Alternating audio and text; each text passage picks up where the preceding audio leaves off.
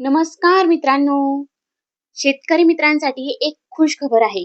खरीप पीक विमा 2025 वाटपाला अखेर मुहूर्त लागलेला आहे. तो मुहूर्त कधीचा आहे आणि कृषी मंत्र्यांच्या तातडीचा काय आदेश आहे तो आजच्या व्हिडिओत आपण बघणार आहोत.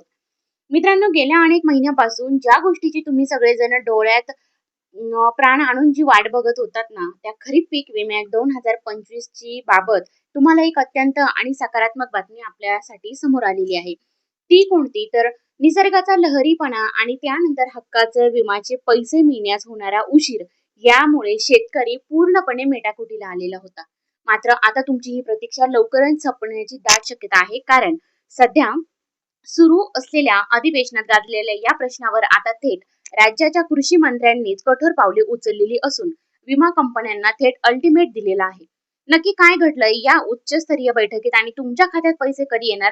चला तर मग जाणून घेऊया या महत्वपूर्ण घडामोडींची सविस्तर माहिती एकदम सोप्या आणि सरळ भाषेमध्ये. तर पहिली गोष्ट, अधिवेशनात घुमला शेतकऱ्यांचा आवाज. मित्रांनो, खरीप हंगाम 2025च्या पीक विम्याचा प्रश्न राज्यामध्ये अतिशय गंभीर बनलेला होता. हवालदिल झालेले शेतकरी आणि संथ गतीने चाललेल्या विमा कंपनीचा कारभार यामुळे राज्यभर प्रचंड असंतोष होता. सध्या सुरू असलेल्या विधिमंडळ अधिवेशनातही अनेक लोकप्रतिनिधींनी शेतकऱ्यांच्या बाजूने आवाज उठवत या विलंबाबाबत सरकारला आणि कृषी मंत्र्यांना धारेवर धरलेलं होतं. आता या वाढत्या दबावामुळे अखेर प्रशासनाला तातडीने हालचाल कराव्या लागलेल्या आहेत. तर कोणती? कृषी मंत्र्यांची धडक कारवाई आणि उच्चस्तरीय बैठक. शेतकऱ्यांची होणारी परवड लक्षात घेता राज्याचे कृषी मंत्री दत्तात्रय भरणे यांच्या अध्यक्षतेखाली नुकतीच एक अत्यंत महत्वाची आणि वरिष्ठ पातळीवरील बैठक पार पडली. या बैठकीत खरीप पीक विमा 2025च्या रखडलेल्या प्रक्रियेचा सविस्तर आढावा घेण्यात आला.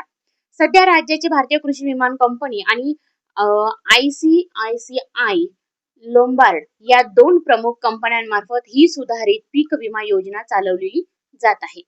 तांत्रिक कारण आता चालणार नाहीत.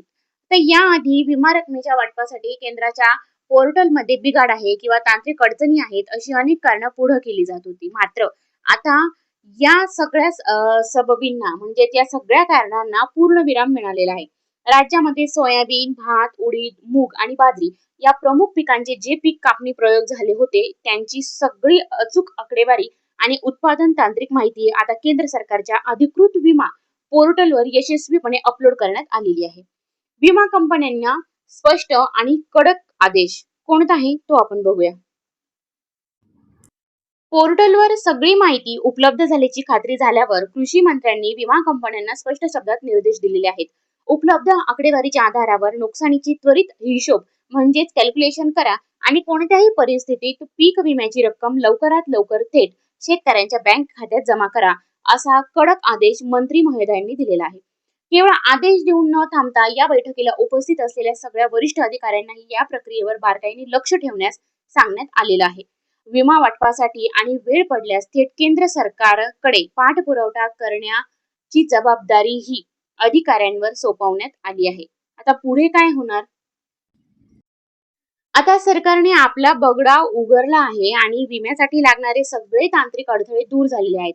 त्याच्यामुळे आता या विमा कंपन्या किती वेगाने चक्र फिरवतात आणि प्रत्यक्ष शेतकऱ्यांच्या खात्यात विम्याचे पैसे कधी पडायला सुरुवात होते हे पाहणं महत्वाचं ठरणार आहे. आणि शेतकरी मित्रांनो, तुम्हाला जर थोडक्यात काही गोष्टी सांगायच्या झालं तर ही माहिती तुमच्यासाठी नक्कीच एक आशेचा किरण आहे.